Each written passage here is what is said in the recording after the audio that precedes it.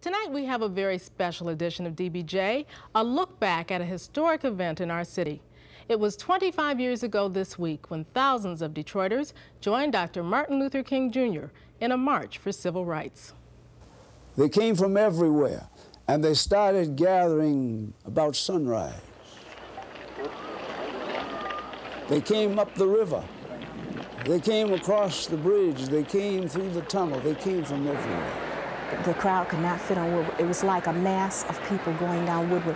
There was no sidewalk. It was just people moving against buildings and down alleyways and other streets. People were marching. Oh, there was excitement that was almost palpable. Lots of people, white and black alike, joining hands, marching, singing. It was a very exciting moment. The leadership was there. Soapy Williams, I think Governor Swainson was there, certainly the black leadership, Walter Reuther, Kavanaugh, and the people in the march were impatient. They didn't want to wait, and they started.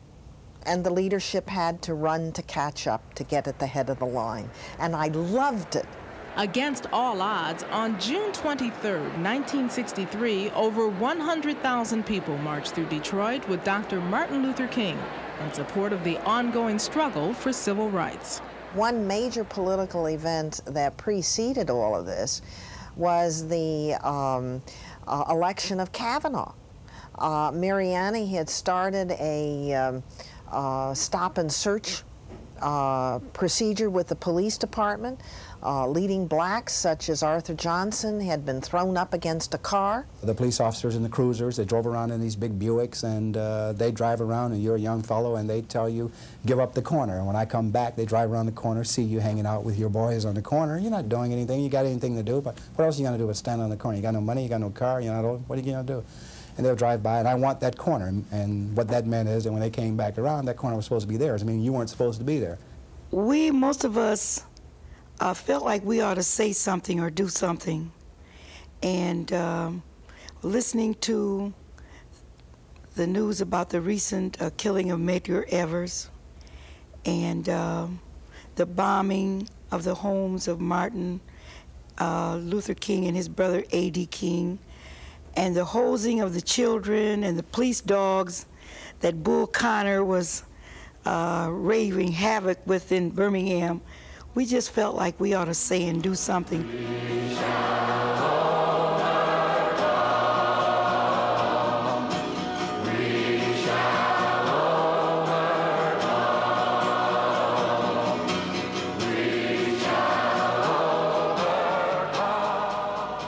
Now the second thing that you can do to help us down in Alabama and Mississippi and all over the South is to work with determination to get rid of any segregation and discrimination in Detroit.